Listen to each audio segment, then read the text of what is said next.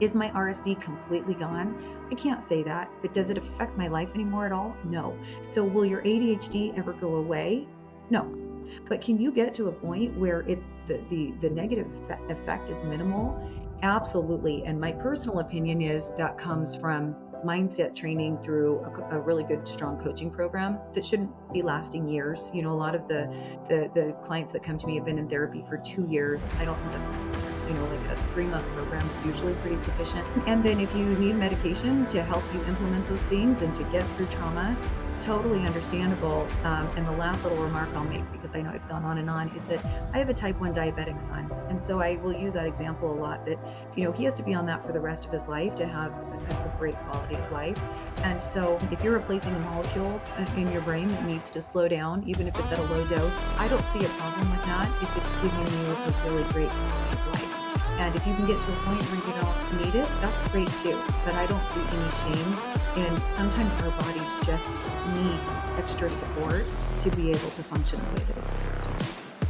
Yes, and I agree with you. I believe that therapy is one of the key parts to actually heal. Because we can take medication for all our lives, and that's all going to keep us there. But if we want to heal, we need to look for other alternatives.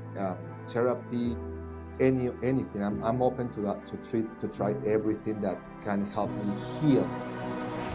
I don't really care about the medication or no medication. I want to heal myself. I want to be 100%. I don't want to rely on the medicine every day. If I don't take the medicine, I cannot work. I'm lost. I'm like in wonderland. And so it's terrible. But we're fighting. And that's something I always tell people. Depression or mental health, it's a daily fight. It's not something that if you're going to cure tomorrow, it's not something that's going to disappear.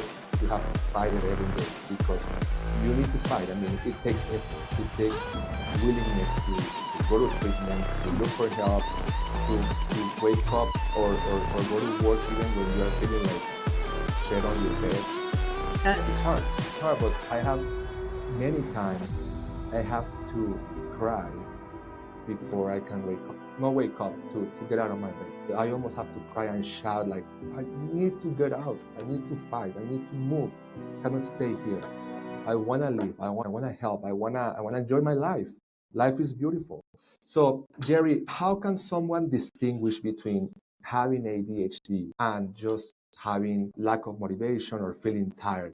Because, and this happened when I was in college. Every kid who was going to the doctor, oh, I feel I cannot concentrate. I cannot retain information. Medication.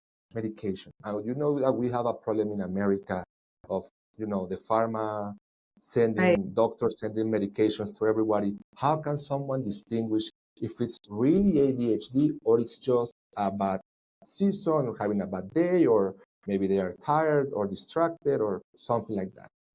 It's a great question because, you know, I'm all over social media talking about these things, and you will get a lot of people who, you know, don't have ADHD or don't believe they have ADHD, and they'll say things like, well, I do that too. You just have to try a little harder. And of course, if you have ADHD, nobody wants to hear that. It can be an offensive statement because they are trying harder. So I think, you know, what's really great is it's so accessible now to even take ADHD quizzes. For example, I have one on my website that I offer for free. If you want to know if you have ADHD, I'm not qualified to diagnose you, but it's right from the doctor's office, one of the top specialists I know.